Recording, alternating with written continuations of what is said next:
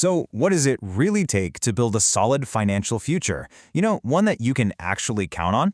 We're not just going to talk about saving a few bucks here and there. Nope.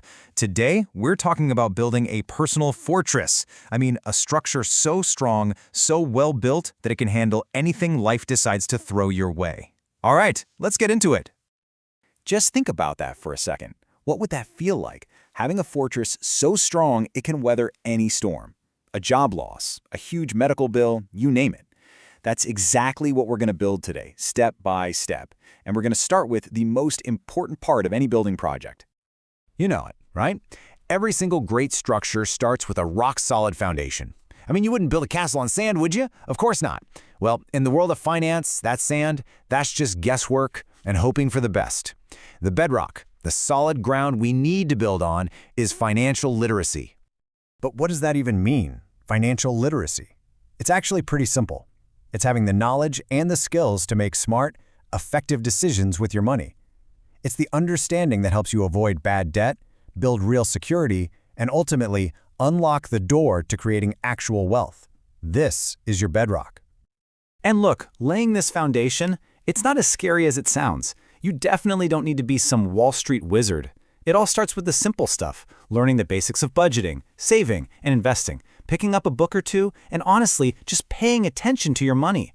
Seriously, just tracking your expenses for 1 month can be a total game changer. It's like turning on a light in a dark room. You finally see where every single dollar is actually going.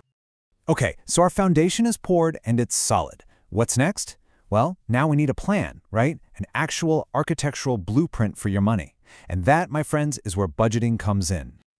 Now, let's completely change how we think about budgets. So many people think a budget is like a financial prison, right? All about restriction. But it's not. It's a tool for freedom. It's a plan that gives every single dollar you earn a specific job to do. It makes sure your money is working for you instead of you always working for it. So here's a quick look at what that might look like in real life.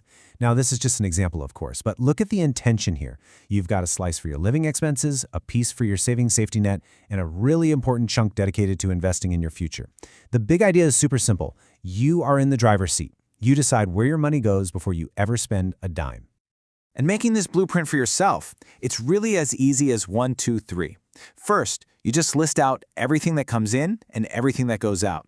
Second, you got to be honest with yourself about what's truly essential and what's not. And third, and this is the most important part, you allocate money for savings and investments first. Pay your future self before you pay anyone else. Okay, foundation's in, blueprints drawn up. Now it's time to put up the walls of our fortress. This is your safety net. This is the structure that's going to protect you when life, gets a little crazy and unpredictable. I love this quote because it really says it all. Pay yourself first. It's such a simple idea, but it's a massive shift in how you think. Your savings? They're not what's left over at the end of the month. No way. They are a primary expense, a non-negotiable bill you pay to the most important person in your financial life, and that's you. So what does a really strong safety net look like? What are we talking about here? We're talking about having enough cash on hand to cover all of your essential living expenses for 6, maybe even up to 12 months. Can you just imagine the peace of mind that comes with that? With a fund like that, a sudden job loss or a surprise medical bill, well, it's just an inconvenience you can handle, not a full-blown catastrophe that derails your entire life. All right, the fortress is secure, the walls are high. Now it's time for the fun part. It's time to build the engine room, the part that actually grows your wealth. We're officially shifting from defense to offense. Let's talk about investing. And it is so important to understand the difference here. Saving is all about security. That's your safety net for short-term surprises.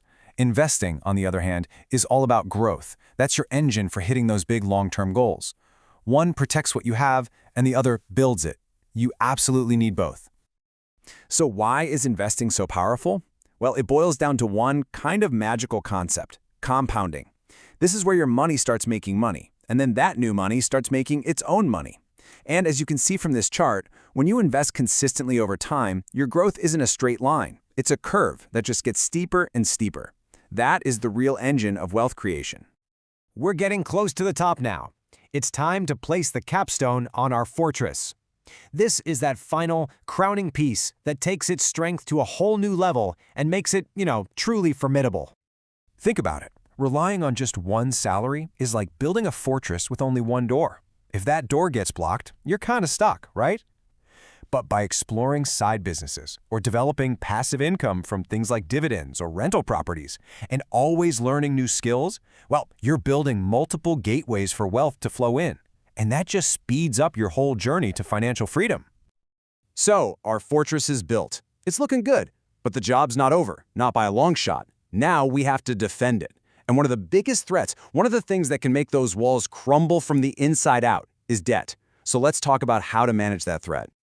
When it comes to tackling debt, you've basically got two main strategies. There's the snowball method, where you pay off the smallest debts first to get those quick psychological wins. It feels good and builds momentum.